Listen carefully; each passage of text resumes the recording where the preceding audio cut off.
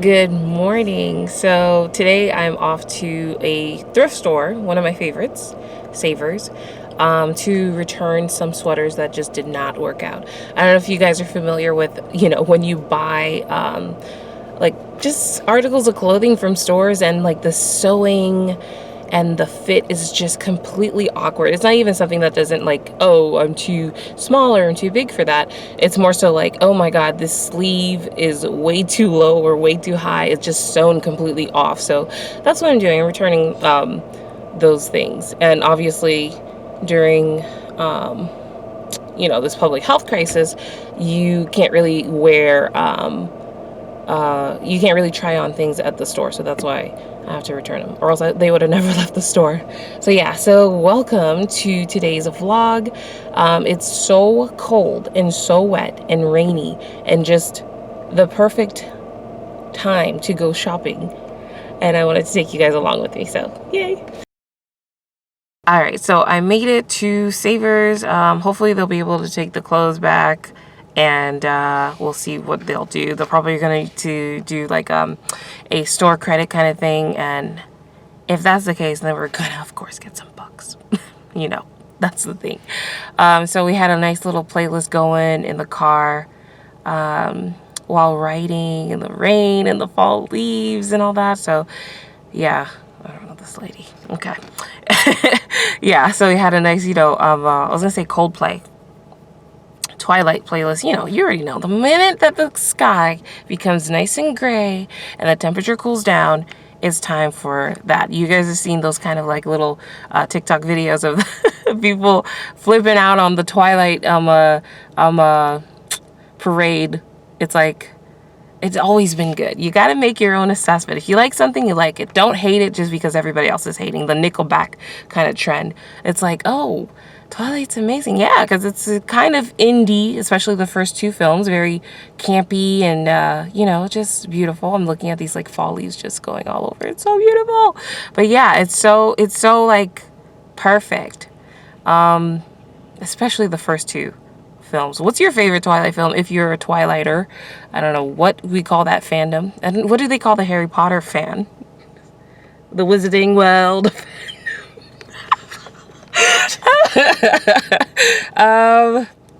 Potterheads, is that what they call them? I think I've heard that before. Oh my goodness. Twilizzle, that's what I call it. Twilizzle Twilight. Stephanie Meyerhead. I don't know. I have no clue. But anyway, I do the ramble on often. But yeah, I think it's... this car was parking next to me and it looked like it was about to kiss my face, meaning the front of the car. Anywhoosies, let me stop rambling on and go inside and see if we can find some fun books to add to our collection that really should actually stop because I have like next to no space. Yeah, like at this point, I'm like I'm gonna have to start putting some books under my pillowcase while I sleep because I'm running out of space on my shelves and everywhere in the apartment. So that's the deal. But yeah, I hope I have a good hunt today at the thrift store. Okay, catch you guys inside.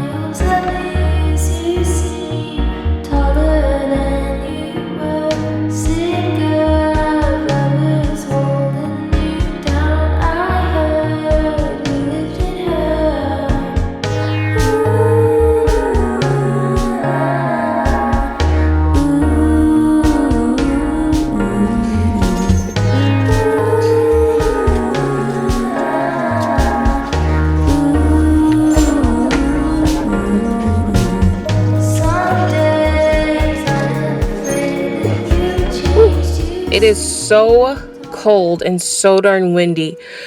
Oh my God. Ooh. Yeah, so you can see that it's behind me, Savers there. And it was a successful trip. We just got books in exchange for the clothing items that we put out. They usually don't give like refunds and, returns. It's like an exchange process. So we came up like, needing to go purchase about $17 more. Yeah, like $17 worth of goods.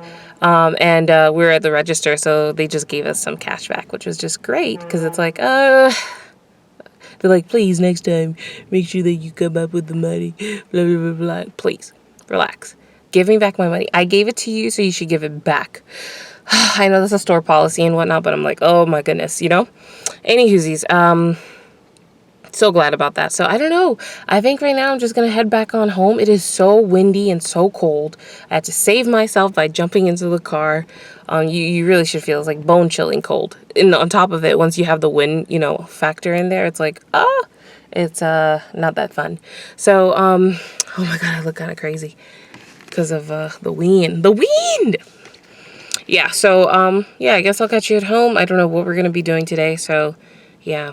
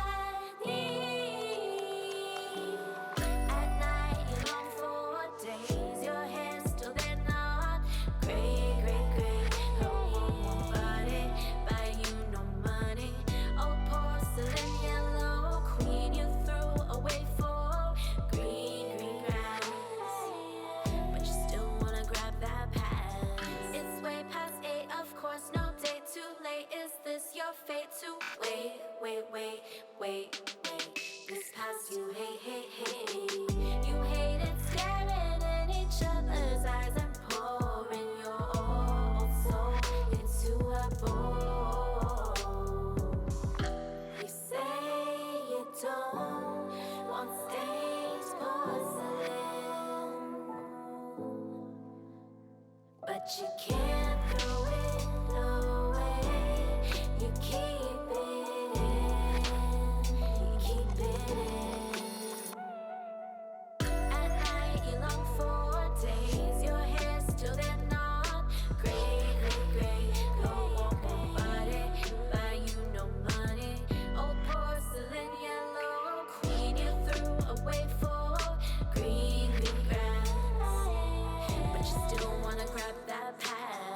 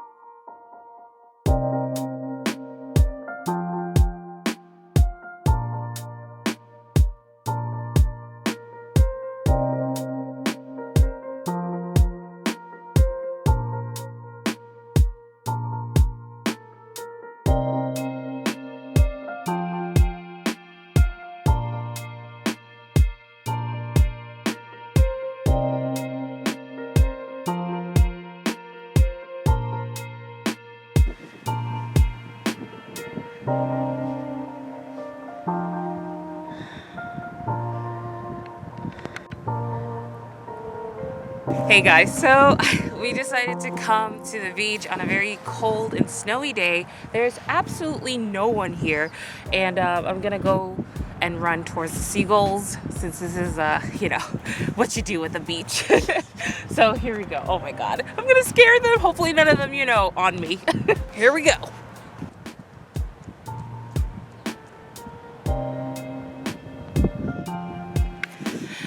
Yeah, so that was our little 80s music video stance. Maybe I'll go at them a little crazier.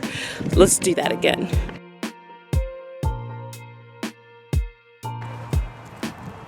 Oh my gosh, check out what we found. A bunch of clamshells, pretty much. Beautiful seashells, and they're huge. So we found these stacked up clamshells, pretty much seashells, and oh, my hands are freezing. Yeah, and they're relatively large. I really like this one. That one's so seashelly. Okay, yeah, really pretty. Might take that back home, maybe.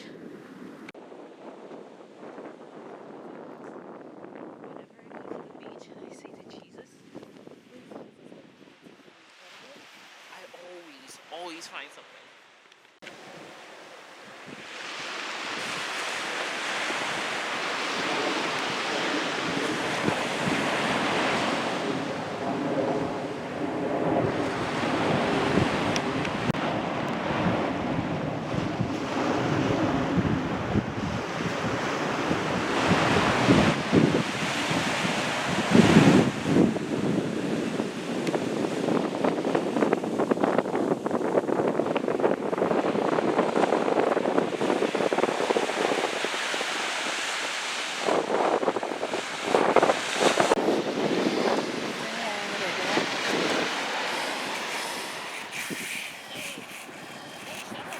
More shells.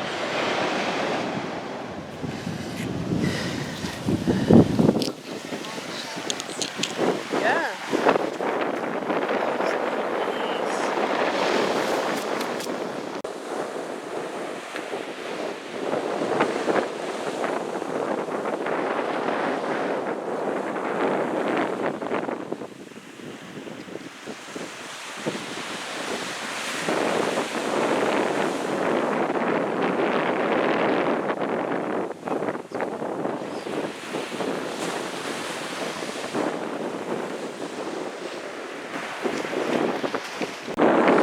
I expect to find the Montauk Monster here, the Jersey Devil, because I'm in Long Island right now. But oh my gosh, it is freezing my fingers. Yeah, I think you can tell the tippy tips are like, they're so red and like blushing, and I am losing my grip, Avril Lavigne style. It's really cold, and I'm gonna put the camera away and just film a few more little shots here and there, but it is so freezing that I can't really feel my fingers. I think it's like some 20 degrees right now, and it was snowing, as I said earlier, so cold. It's cold, cold, cold. What do you think of my reindeer hat? I've gotten tons of compliments for it because it matches my little sweater. Oh, and my hair just keeps getting in my face. Okay, over and out.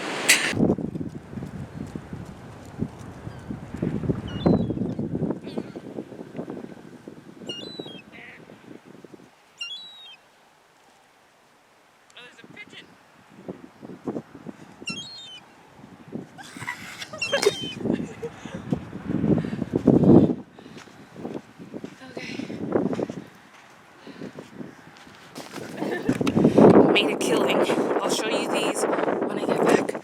Look at my fingers, guys. Ooh, as I said, they're so numb, so tingly. I can barely feel anything. And the pigeons around here are completely unfazed. They come towards you, unlike the seagulls. They're like rats with rings, rats with wings. Yeah. There they go. Get up! Do you see that? Okay, and out.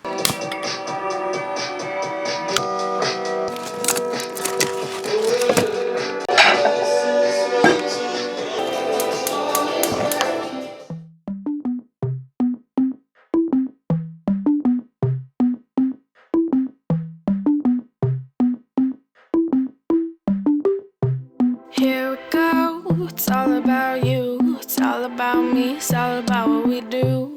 Making art, you and me, trying to find something to believe. Because I'm running wild, I ain't running free. Still got a lot of shit left to see. I'm stuck in this town, and the town's stuck in me. Always trying to find another reason to leave, but we sit at home, all alone, hoping one day our names will be known. Cause I'm stuck on the bottom, trying to feel on top, wishing everything would just come to a stop.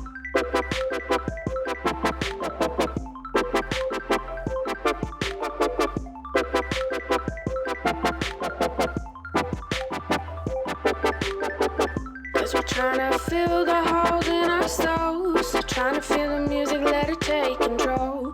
Stuck on the bottom, trying to feel on top, wishing everything would just come to a stop.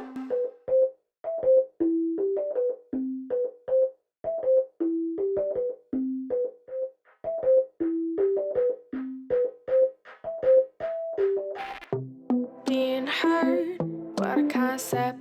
Gotta stay alive, yeah, that's the mindset. Caffeine mornings, vodka nights. Gotta be awake, gotta live this life. Hoping there's more, but knowing there's less. We gotta keep going and hope for the best. Walking the streets, just you and me, trying to fill the void, trying not to bleed. Sometimes life just moves too slow. You gotta find a reason to push it and go. You know we're trying our best to be a success. We're living our life trying to clean up the mess. Cause I'm stuck in this road, day in, day out. Thoughts come in but nothing comes out. I'm still trying to feel on top, wishing all the shit would just come to a stop.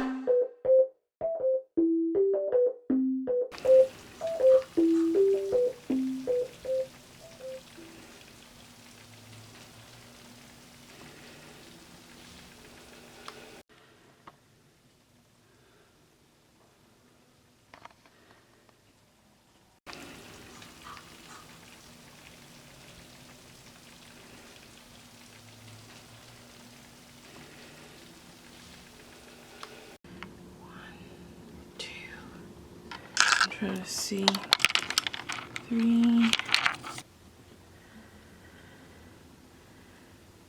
so excited. I know. Like, you guys can't be fighting over this. There's so much food.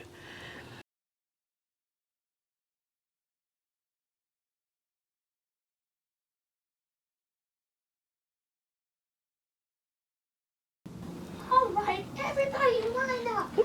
She's giving out quad.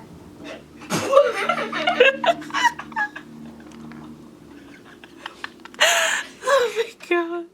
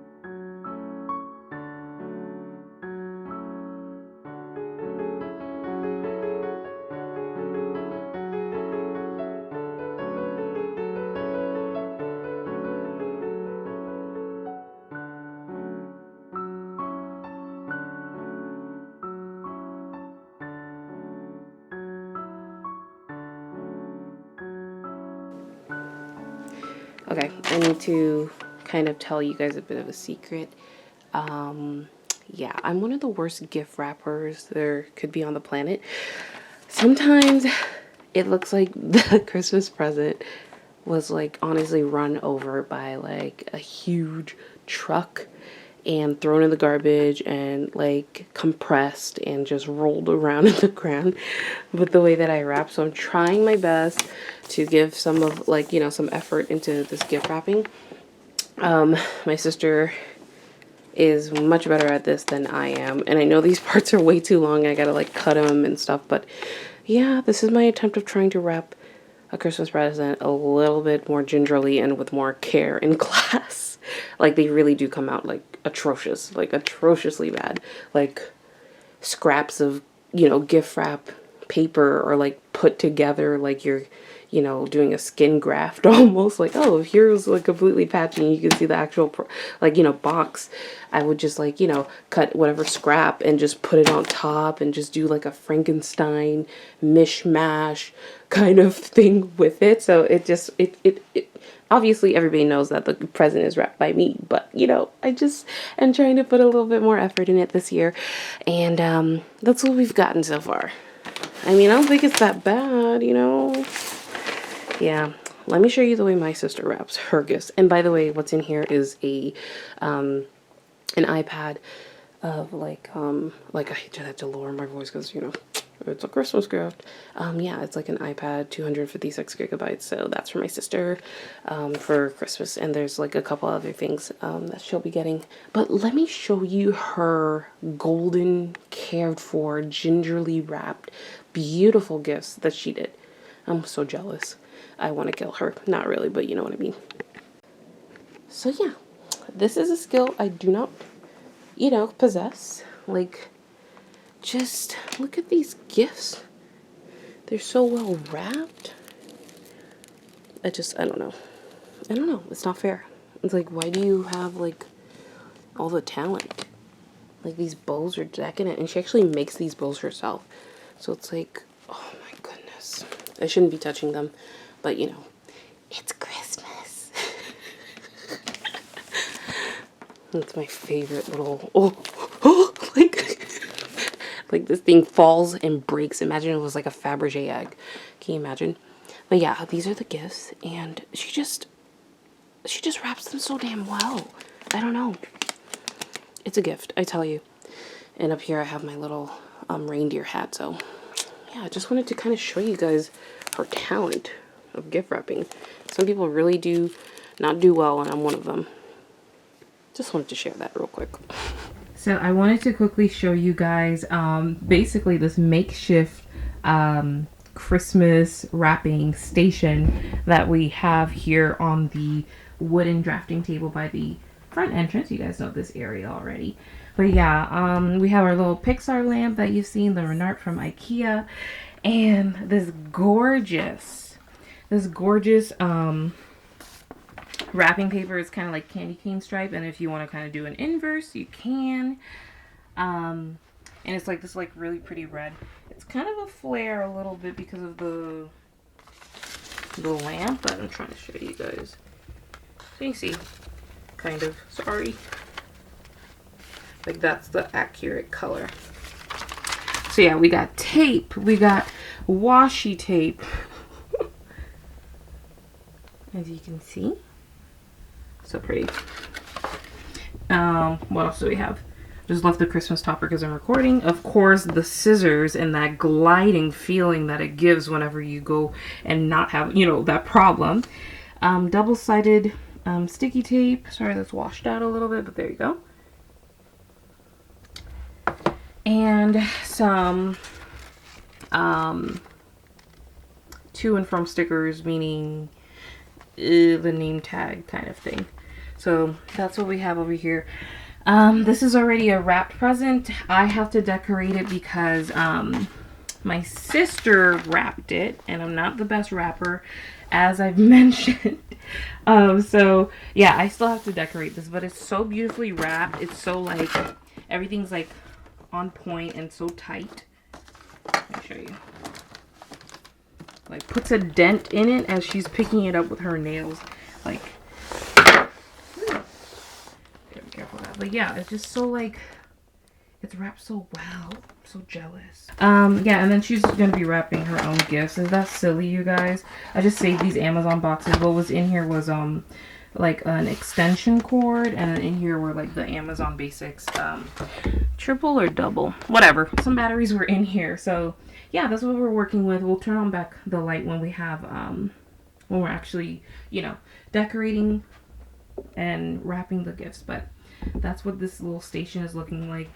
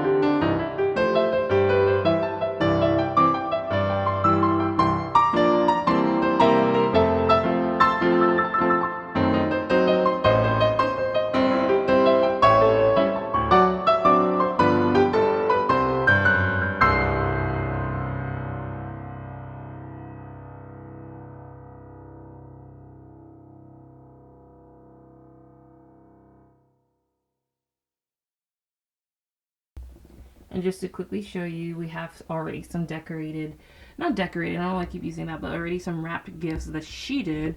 As I told you, she's really good at this. She even created this bow herself, so she just, I don't know, she's just a good rapper. Look at my crappy thing. And there's a gift in the tree too with some washi tape. as an example. So it's really delicate and pretty. And I messed it up. All right, signing out.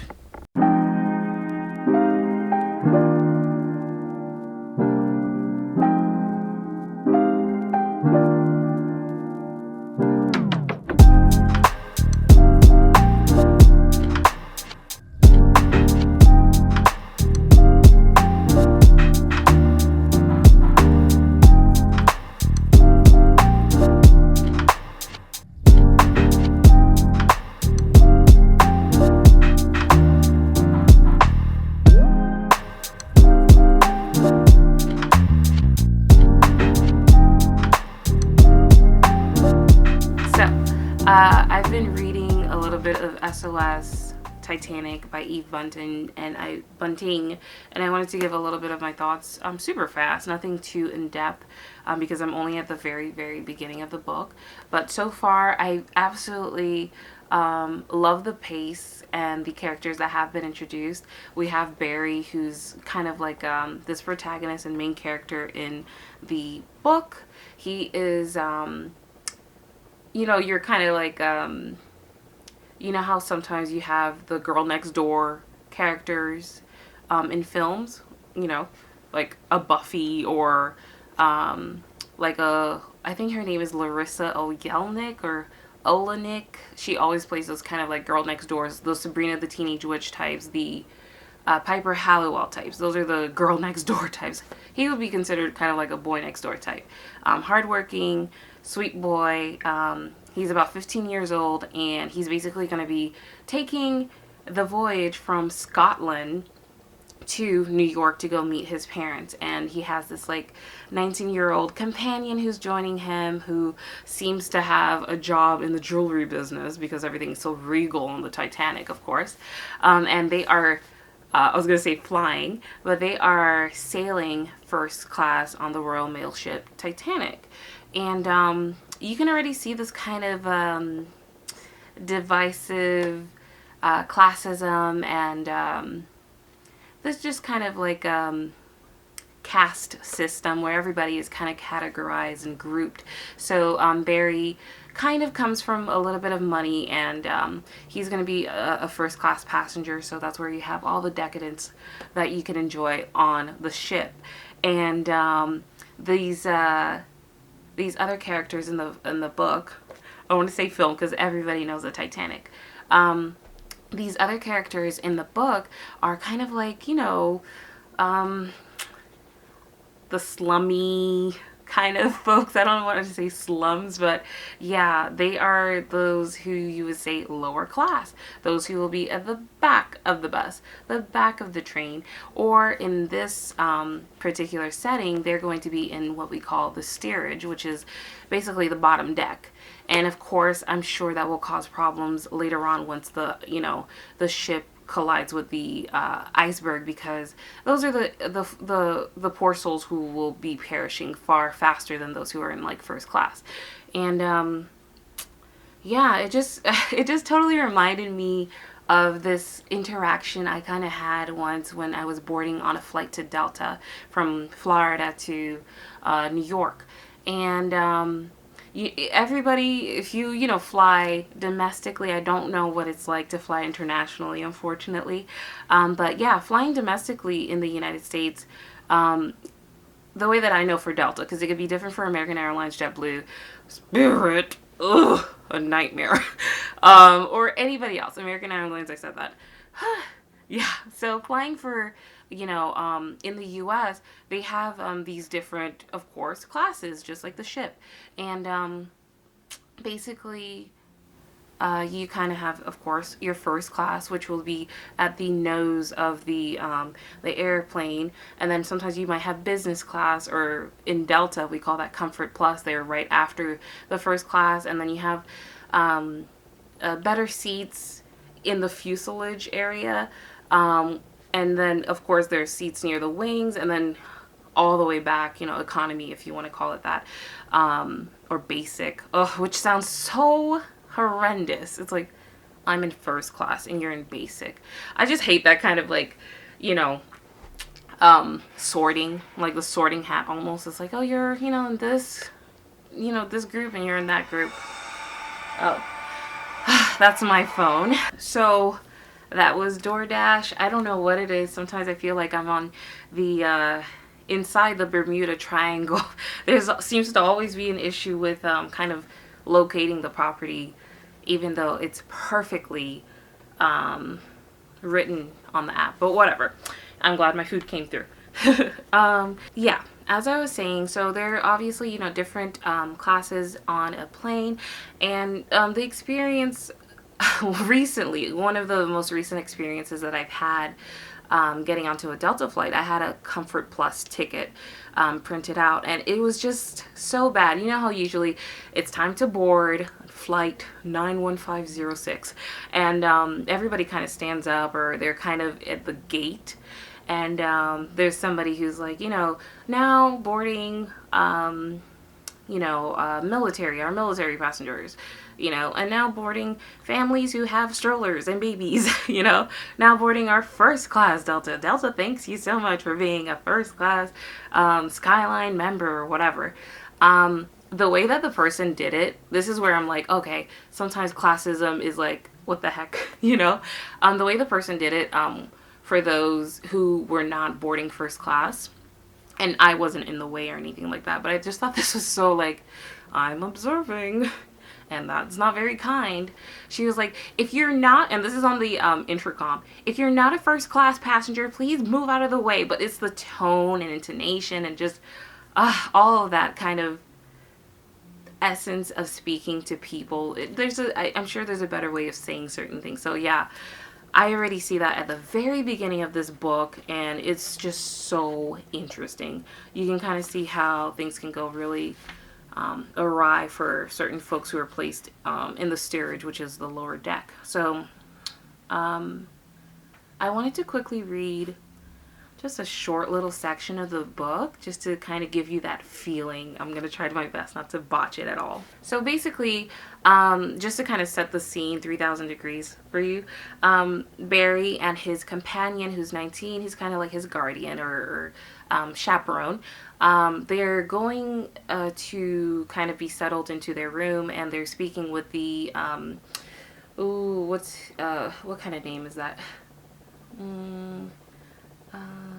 Kind of like the bellhop person, you know, who deals with the bags. I want to call them a maitre d', but that's not it, is it?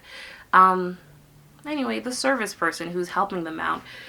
So they're going to have a little conversation back and forth, and you can just kind of like, you know, feel that whole essence of, you know, classes and how it's being set up. So I'm just going to read like a super quick little insert, and that's it.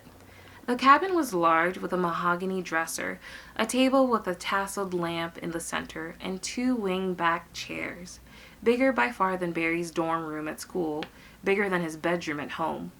There were 2 graceful 4-poster beds, edged with red brocade curtains, looped back now, but full enough to be closed for privacy.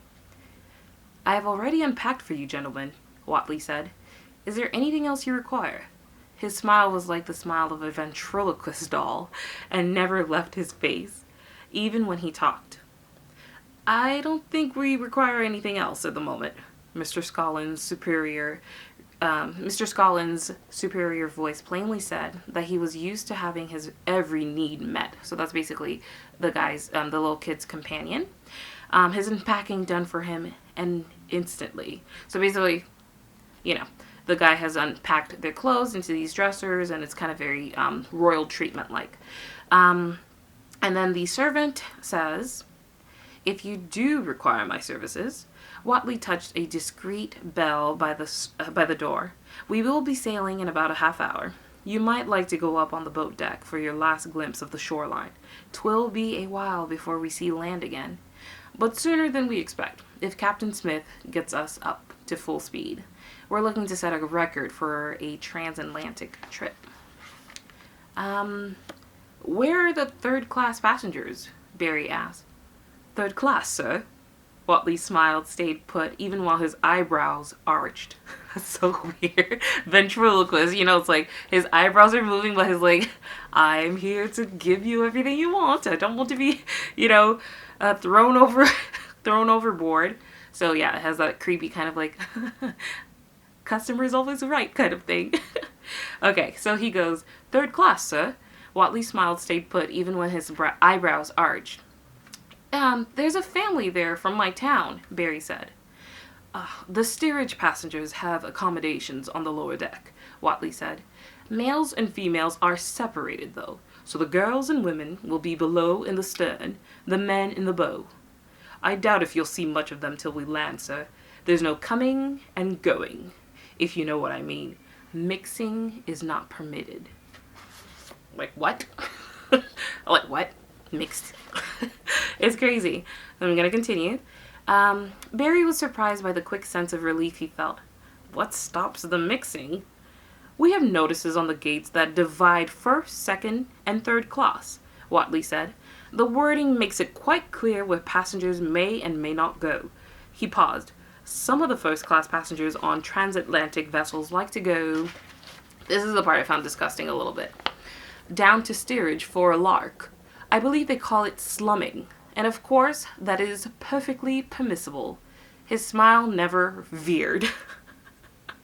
Never wavered, excuse me. I'm having difficulty reading. "Third-class passengers, though, may never come up here. That would not be tolerated." "Quite," Mr. Scollin said, which is the guy's, Barry's little chaperone.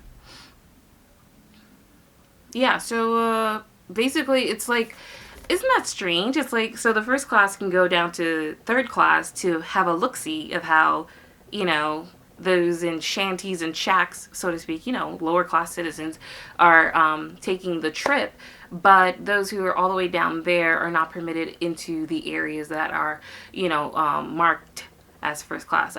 I'm not saying, it's just, do you kind of get where I'm coming from with that? That's just so weird, as if they are to be like viewed and looked at like zoo animals almost. Like, let's come and slum, you know, down in third class. Like, you're in first class, just stay there and respect your fellow human kind of thing. So I thought that was so like well written and true. People do that. It's just, ugh, it's odd. But yeah, and it totally reminded me of this film that was recommended by my good friend. It's called Snowpiercer. I highly recommend it. I hope it's still on Netflix when this video does come up. But it stars Chris Evans, and it has a whole, I believe it's Korean. Please, you know, forgive me if I got that wrong, but it's definitely an Asian background. It has an Asian background production kind of thing. And the order on the let me kind of go, I'm going ahead of myself. Basically, these folks are on this train that's going around the world, and it's nonstop because somehow, I don't know, there's like this ice age that is happening, and the train is basically holding the last passengers of Earth. And of course, you have the separation and that whole classism aspect to it. Those who are in the front are enjoying the decadence, the beautiful glass, the food, the wonderful foliage and plants and just luxury. And those all the way in the back of the train, steerage passengers, are not. They are suffering. They are just having a hellish time, and they are treated like not even human. And they're fed just absolutely the worst, weirdest thing. It's like, I don't want to say it out loud because I wouldn't want to spoil what it is, because apparently it's quite gross. But they're fed this kind of gelatinous meal bar that's comprised of something in particular that is, you know, shown in the film. But yeah, it's just I don't know. I'm exasperated by sometimes how certain people can treat others, even if they don't have money. So I think that's really cool, and I'm so enjoying this book. It has a very cold atmosphere for the weather that we're having, and I just think it's like pretty great for this season. So yeah, totally enjoying this so far.